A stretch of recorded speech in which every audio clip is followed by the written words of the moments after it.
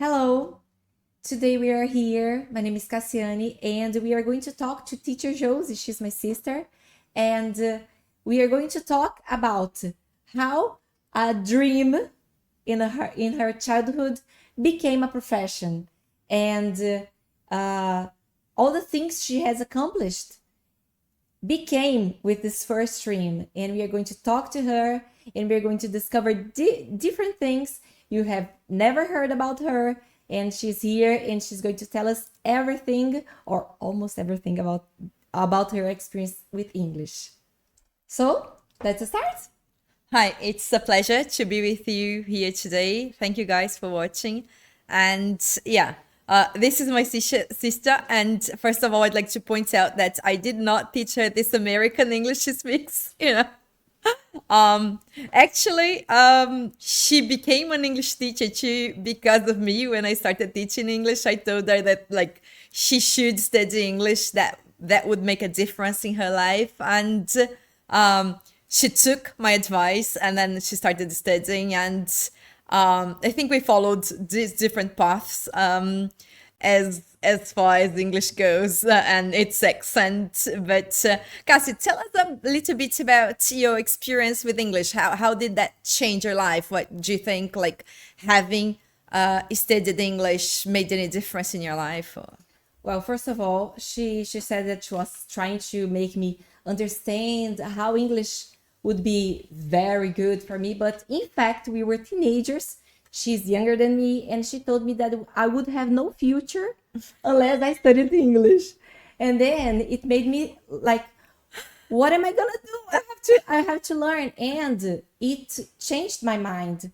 And I started thinking, I have to learn, and I have to learn fast because I want to have a future. And this changed everything. Well, the accent we cannot explain, but all the other things are totally explainable because I dedicated myself, I studied hard, and then I started teaching as well. I taught English for many years, and it changed the way I started viewing things, viewing the world, looking at the world, because another language changes you somehow. I cannot explain how it changed, but it does. And but I'm here to ask you questions, and then I'm going to ask you these questions. I'm I'm going to first of all, I'm going to ask you about your experience in London. Tell us a little bit about how you lived there, your favorite food, things you didn't like about it, places you like to go. Yes, I went to London. I was 19 years old. I had the opportunity to go with some of my parents' friends at the time, and things were pretty hard in the beginning because I had no money whatsoever.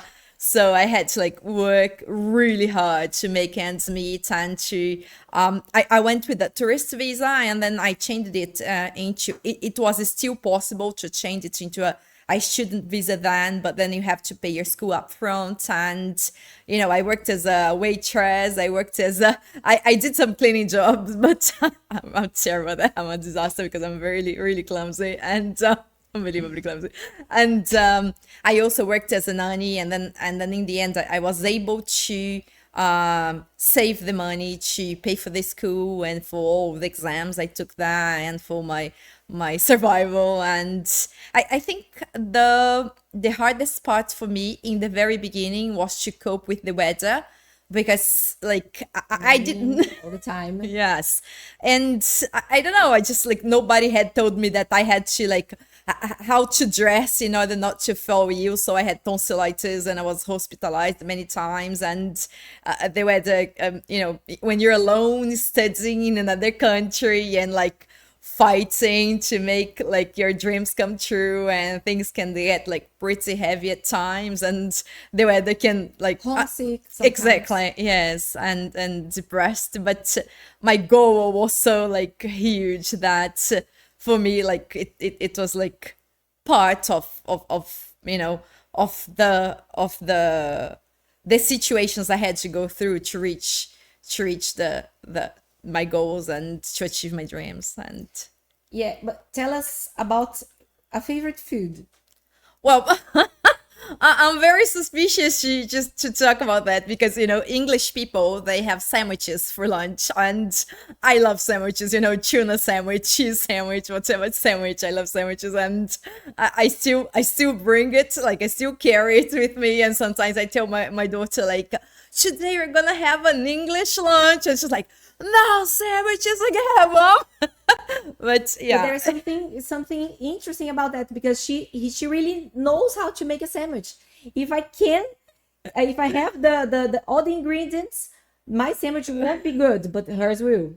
Yeah, I think I became very English in that sense. But there are some kinds of foods that people say that you love it or hate it, and one of them is Marmite, and I really hated Marmite. Well, Cassie has lived in London too, and did you like Marmite? No, Yeah. no, not really. But there is one kind of rice they usually eat there, which is basmati food, basmati rice. And then in the beginning, I used to think that rice smelled different. But after I came here, I said, I want that rice again, but I didn't find it here. And it made feel like I wanted that again. But I remember like some kind of biscuits that tasted like really bland. Like it tasted like nothing. What was rice biscuit? Yes. Yeah. Tastes like nothing, and then sometimes you miss it. Yeah, But they said it here. I don't like nowadays. that. So yeah. And Oh, but you asked about my favorite food. There's something that people criticize a lot, and I absolutely love once. I should went to London, and she said, "Teacher, what do you want me to bring for you?" And I was like, "Baked beans." And she's like, "You must be joking." No, I'm not joking. I really love baked beans. So me yeah. too. It tastes like ketchup, something like Yes. that. Yes. On the toast with orange juice. Yeah, that's very So English. English. Yes. Yes. And now back to Brazil. Another dream started after you another phase of your life started after you came here. After you came from London. And how did you find this new area of teaching the military students?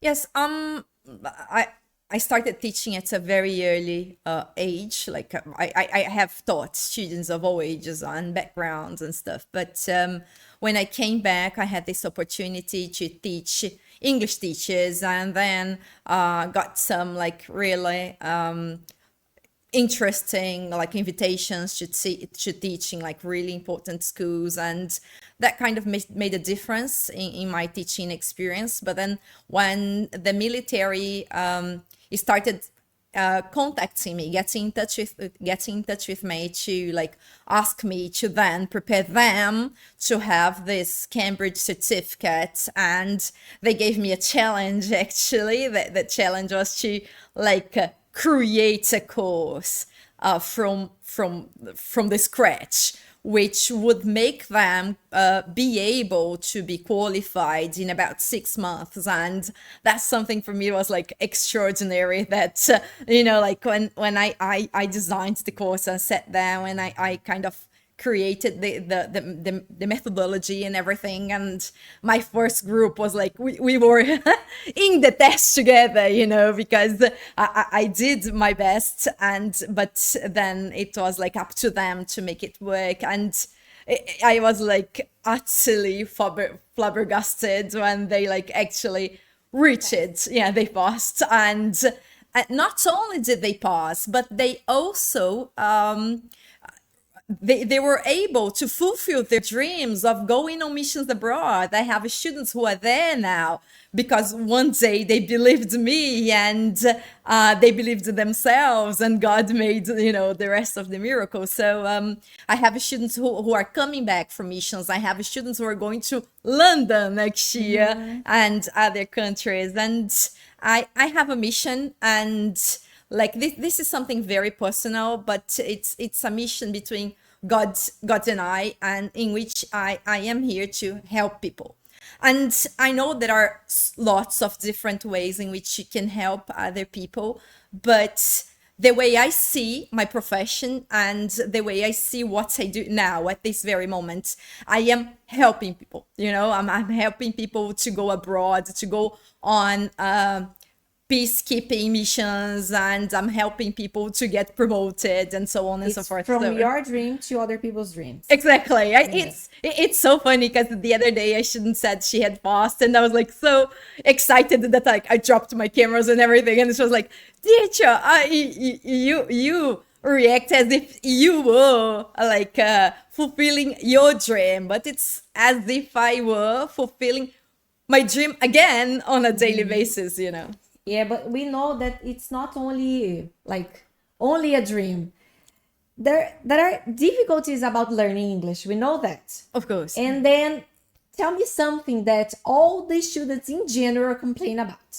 Yeah, there is something like that everybody complains about. They find listening very hard, but that I think goes with the fact that the British accent is really different. And once you have lived for a year in London, I don't know why you haven't come back speaking British English. Which is not for me. But so people have a hard time. Did you have a hard time understanding them when you were there? It was an adaptation. For the first 3 months, I couldn't understand anything.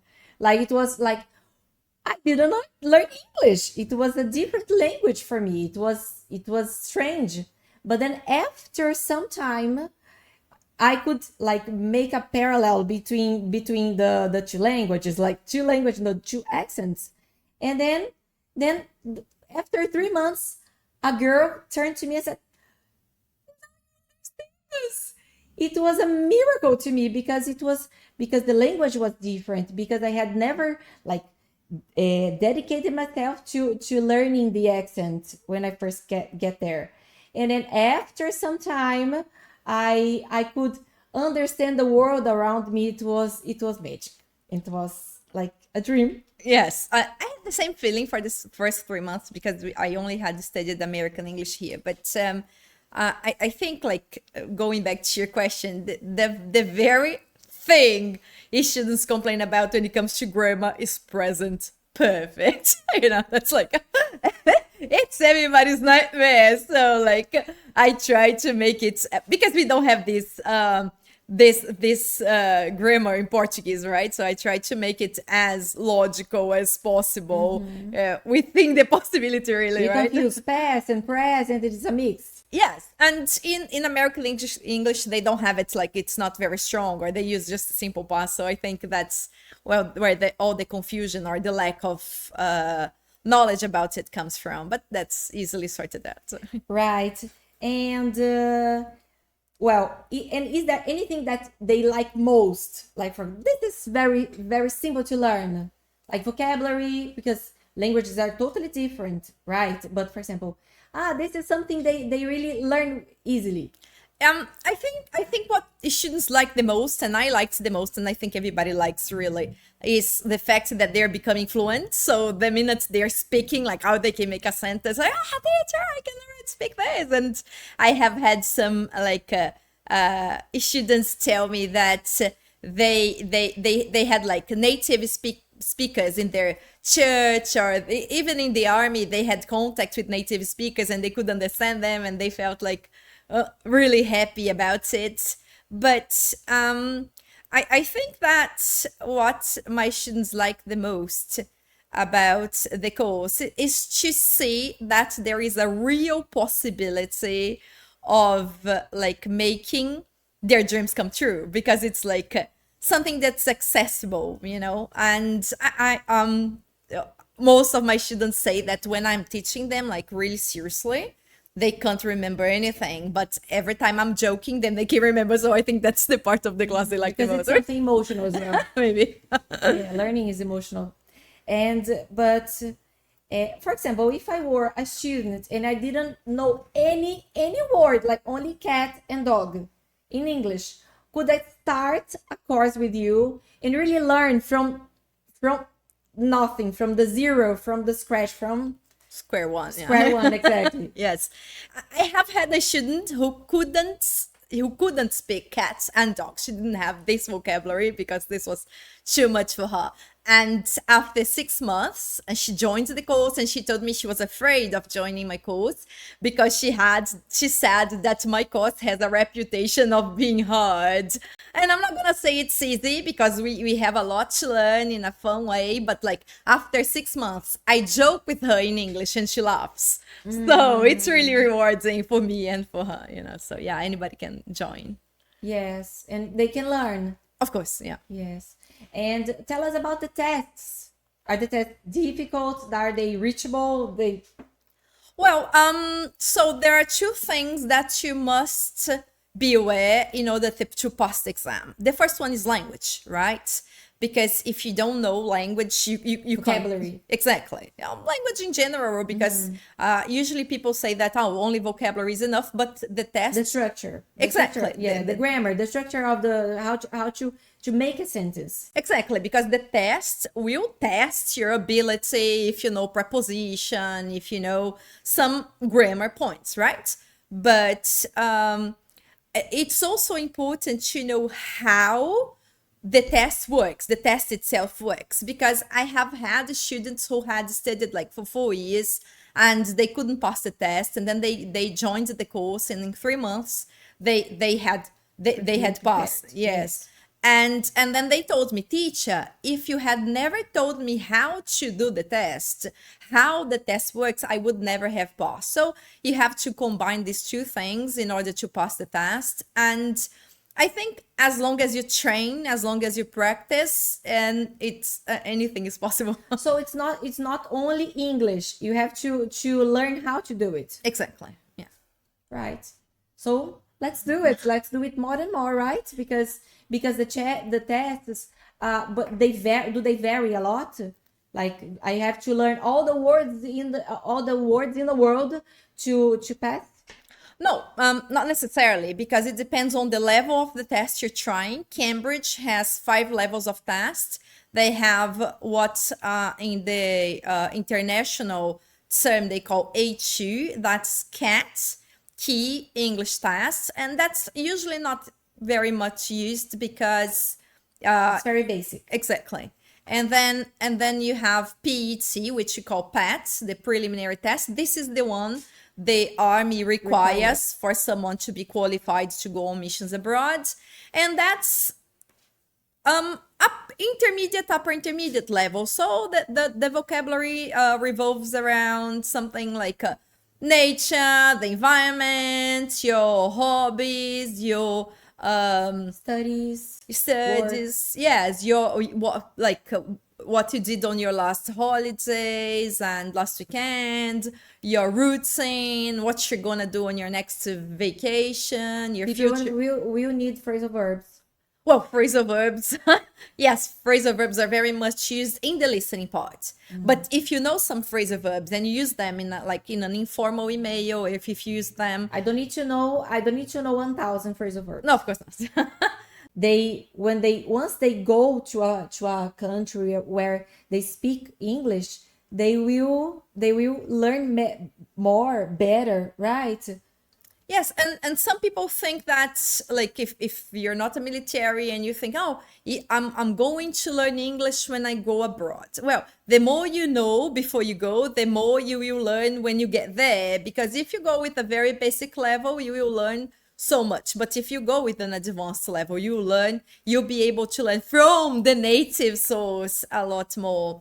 And I think the message I'd like to leave today is that it doesn't matter in which area you work or study. It doesn't really matter, because English is here to stay, and it's such broadly used language that it really doesn't matter. And this is something that I tell my military students specifically, because sometimes they choose to do the Spanish course or the French course, and they need 3 languages, so it's okay. But the last language is always English, because it's deemed to be the most difficult one. But it's not the most difficult. I disagree, but it's also the one that will give you more opportunities, because you can go to China speaking English, you can go to Saudi Arabia speaking English, and so on and so forth. So,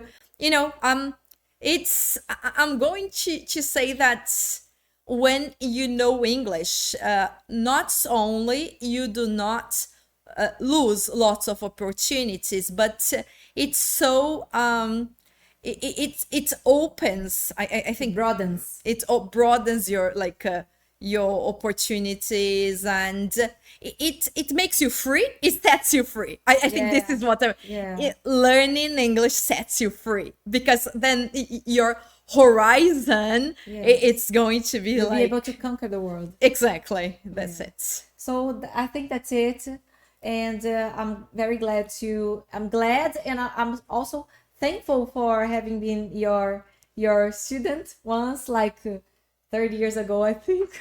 Oh, 30 years, no, 20 years. Not actually, because you passed the CAE exam Yeah, but recently, yeah, and but when I started, I was like 16 years old. I don't know.